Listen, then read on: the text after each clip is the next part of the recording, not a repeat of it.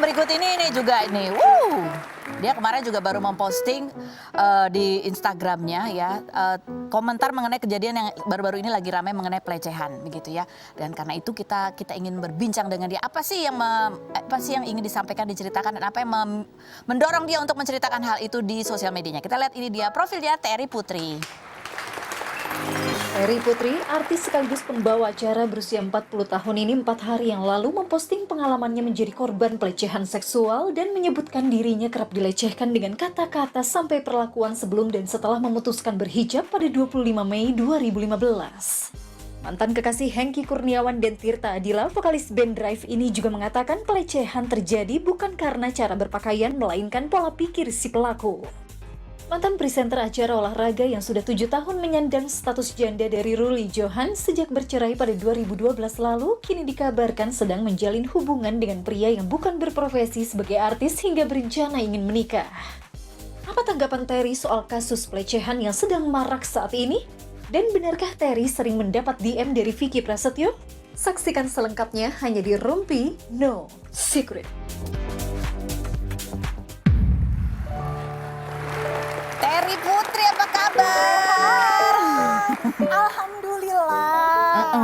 Masih gini-gini aja ya Ibu ya? Iya masih begini, maksudnya apa begini itu? Ya masih nggak ada perubahan, kamu awet muda ya kan. Aduh si olahraga, aku ngomong ini ketarik sih benang aku di sini ya. Bagus, ini benang ya, tarik benang ya. Oke, kita langsung aja ya Terry, kita juga tertarik sama postingan kamu nih mengenai kasus pelecehan. Kan banyak ya kemarin karena kasus pelecehan di tempat jual kopi itu, pro kontra kan. Jual kopi. Ada yang bilang, enggak bajunya sih begitu ya kan. Lu sih pakai bajunya gitu, salah sendiri, apalah lebih banyak yang menyudutkan si perempuan karena berpakaiannya. Coba Gitu. apa kata Terry Putri, dia bilang gini.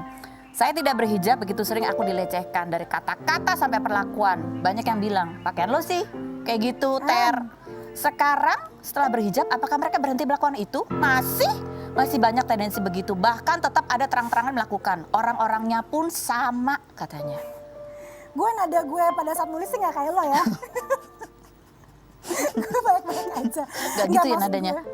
Jadi gue meluruskan dulu nih, gue sebenarnya kalau memposting itu bukan bermaksud apa-apa. Karena memang sekarang kan concern aja dari sisi kasus kemarin si coffee shop. Kemudian juga lagi ramai kemarin kayak RUU PKS dan lain-lain gitu.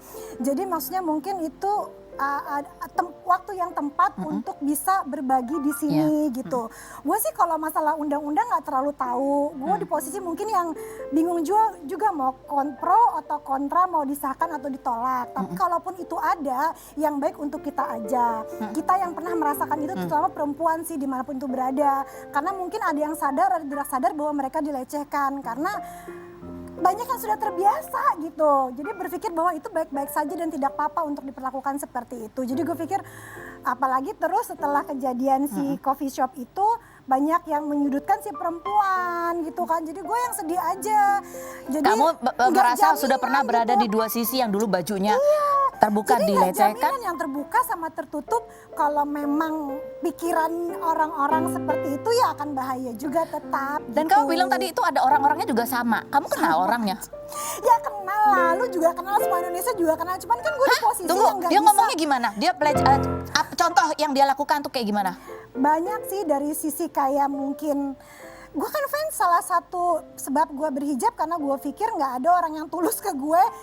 Memang mungkin menyukai gue karena Hati lo, pribadian, tidak karena fisik. physically gitu. Jadi gue pikir ya udah deh gitu. Gue mungkin memang harus menutup diri, menutup segala sesuatunya gitu. Jadi maksud gue di sisi banyak gitu, dari sisi mungkin dari kata-kata verbal yang ngedeketin tapi ngajak tidur kayak gitu kan, frankly speaking ya gitu. Terus ya banyak hal lah gitu dari sisi. Terus kamu juga bilang, gue kan lingkungan gue emang lingkungan laki-laki kan, pada saat itu kan gue di dunia olahraga. Jadi memang ketemunya orang-orang, maksudnya dunia laki-laki, bukannya laki-laki seperti itu semua. tapi banyak. Iya, dari Dan sisi. kita perempuan rata-rata pernah mengalami apapun bentuknya gitu. Iya, Tapi dari kamu sisi pandangan mata lah gitu, dari sweet sisi catcalling ya kan? iya, ujung rambut sama ujung kaki lah diliatin. Terus kayak mungkin gue punya klien tapi terus mau diajak kawin lah, yang kayak gitu-gitu loh, Bo. Oke. Ya, Kamu tadi banyak bilang lah, banyak hal sebenarnya gitu. ada yang kamu merasa suka godain kamu, orangnya kenal, aku juga kenal, banyak orang kenal. Ini bukan orangnya yang suka godain kamu. Coba kita lihat.